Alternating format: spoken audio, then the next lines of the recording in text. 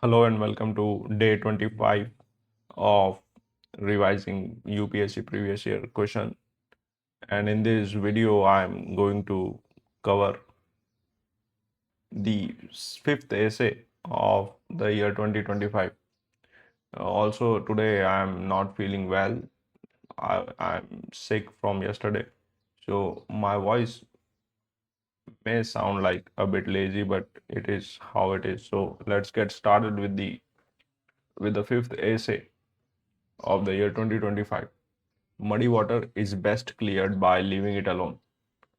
In his classic treatise on Eastern philosophy, the Taoist sage Lao Tzu posed a simple yet profound question, asking whether one has the patience to wait until the mud settles and the water is clear, remaining unmoving until the right action arises by itself. This ancient metaphor captures a fundamental physical and metaphysical truth. When dirt, when dirt is stirred into a vessel of water, any aggressive attempt to scoop out the silt or churn the liquid only spread the turbidity further. The most effective way to restore clarity is not through hyperactive intervention but through stillness, allowing gravity to settle the suspended sediment to the bottom. This simple observation serves as a powerful metaphor for human existence. Governance, intellectual inquiry, and global affairs. The central thesis that emerges from the observation is that while active human intervention is necessary for progress, many complex human crises, whether psychological agitation, policy overreach, ecological imbalance, or geopolitical turbulence, are best resolved by practicing strategic restraint, non-interference, and allowing natural, institutional, or cognitive self-regulation to restore equilibrium. Modern society obsessed with immediate action often confuses stillness with apathy and restraint with failure. Yet history and philosophy consistently reveal that hyperaction born of panic frequently compounds the very chaos it seeks to remedy. Recognizing when to act decisively and when to leave the muddy water alone is the hallmark of true wisdom, emotional intelligence, and mature governance. At the level of individual psychology, muddy water represents a mind clouded by intense emotion, cognitive overload, anxiety, or existential doubt. When an individual experiences an emotional crisis, the instinctive reaction is often to overthink, react impulsively, or force an immediate resolution. However, modern neuroscience and ancient contemplative traditions both confirm that an agitated mind cannot solve the problem created by its own agitation.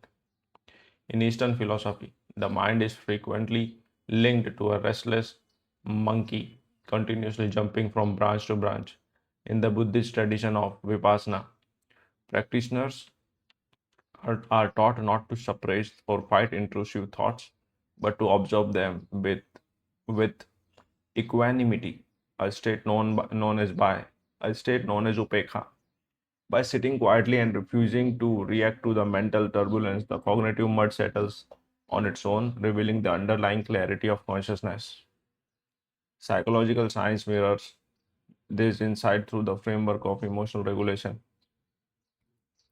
When an individual is triggered, the amygdala hijack the brain, flooding the body with cortisol and suppressing the prefrontal cortex, which serves as the seat of rational decision making, attempting to make crucial life decisions in this state is akin to thrashing wildly in muddy water. The therapeutic practice of a mindful pause allows the neurochemical storm to pass, restoring cognitive space so that deliberate action can replace regretful reaction. Extending this principle from the individual to the state, history demonstrates that well-intentioned but impulsive administration intervention can exacerbate social and economic problems. In public administration, this phenomena is recognized as the Cobra effect or the law of unintended consequences, where an aggressive policy solution inadvertently worsens the original problem. A classic historical illustration occurred during British rule in Delhi. when offering a financial bounty for dead cobras, incentivized citizens to breed them in captivity. When the policy was abolished, the released snakes left the population far higher than before the intervention. A similar dynamic unfolds in fiscal and economic management when state apparatuses attempt to micromanage organic markets. During the height of the Soviet Union's command economy, state planners attempted to fix the price, production quantity, and distribution of every single commodity down to the price of a loaf of bread. By refusing to let the natural market forces of supply and demand settle on their own, the state generated chronic shortages, massive black markets, and eventual economic collapse. In contrast, modern economic governance increasingly recognizes the value of regulatory predictability and non-intervention in self-correcting markets. Effective public administration lies in knowing when to step in to fix market failures and when to grant private enterprise the economic space to innovate without continuous administrative harassment.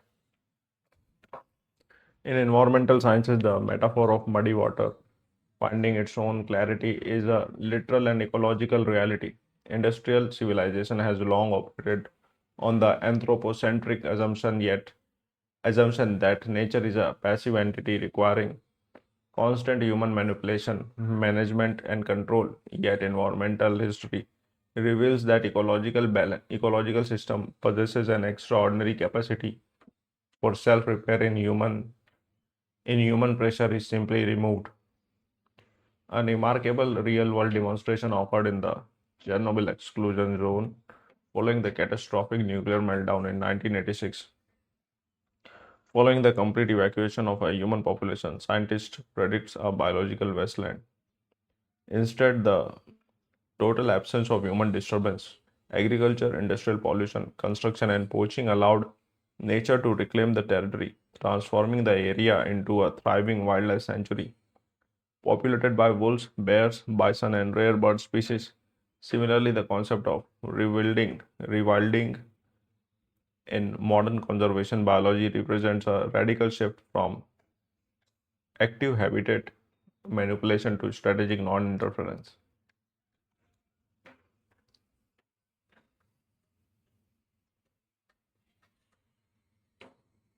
Rather than constantly managing wildlife population through artificial intervention, rewilding initiatives step back, reintroduce apex predator, and allow natural ecological food webs to regulate themselves.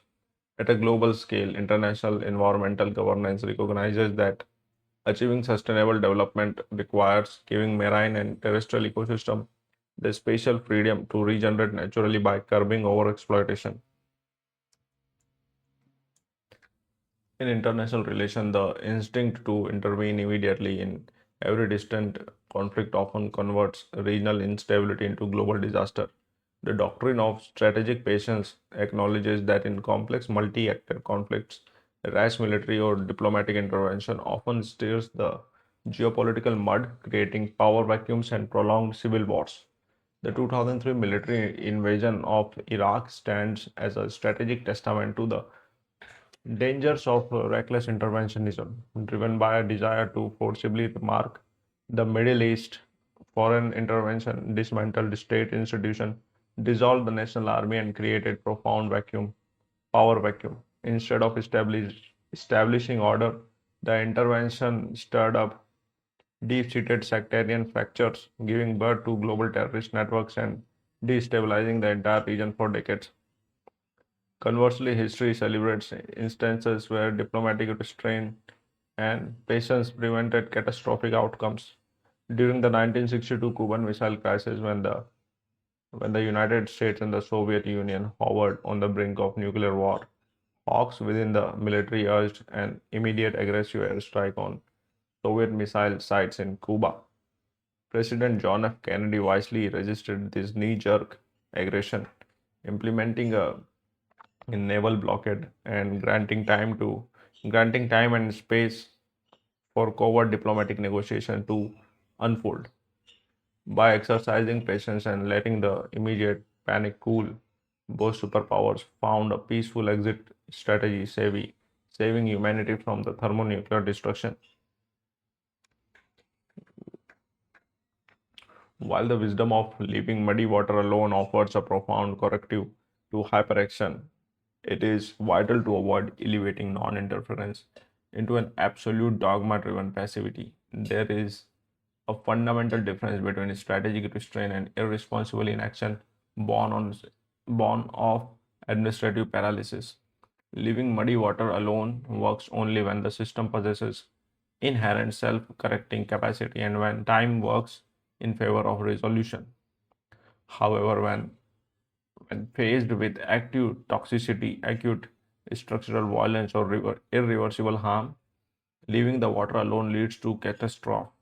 When a state commits genocide or systemic operation against its citizens, international non-interference under the guise of a sovereignty becomes complicity in crime as witnessed during the 1994 Rwandan genocide, where global inaction resulted in the slaughter of nearly a million innocent lives. In a domestic administration, a government cannot remain a passive spectator when communal violence erupts or when systemic corruption threatens democratic institutions. Article 355 of Indian Constitution casts an explicit duty on the Union to protect states against internal disturbance, demanding decisive administrative action to restore public order. Similarly, during acute public health crises like global epidemics, public health system must intervene aggressively through vaccine, quarantines, and medical infrastructure rather than waiting for a natural equilibrium that would cost millions of lives. In the contemporary digital era, the ability to leave muddy water alone has become rarer and more urgent than ever before. Society currently exists within an age of 24/7 news cycle, social media outrage, algorithm, and real-time messaging platforms designed to exploit human impulsiveness. Public order administrators and or public figures, administrators, and ordinary citizens face relentless pressure to render instant opinions, react to unverified rumors, and execute knee-jerk policy responses.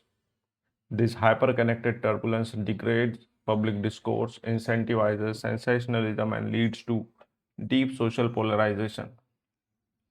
In digital space, an outrage is manufactured, amplified, and reacted to within minutes, leaving no room for reflection, fast checking, or nuanced deliberation. Counteracting this digital pathology requires deliberately cultivating institutional deliberation, information literacy, and administrative equanimity. Legislative and judicial bodies must preserve parliamentary committees, public consultations, and judicial reviews to prevent hasty, emotional lawmaking, giving public policy the time and space required to mature effectively. The timeless maxim that muddy water is best cleared by leaving it alone is not an argument for fatalistic resignation but a philosophy of refined intelligent action. It reminds us that the human energy is finite and that non action, when chosen deliberately, is a high form of strategic action. True mastery in life governance and leadership consists of balancing two complementary virtues: the courage to act decisively when duty demands, and the wisdom to remain completely still when action would only deepen to chaos. Just as skilled physician knows when to perform emergency surgery and when to prescribe rest and let the body's immune system heal the wound, an enlightened administrator knows when to step forward and when to step back. As humanity navigates an increasingly volatile, uncertain, complex, and ambiguous world, reclaim the lost of art of patience become paramount.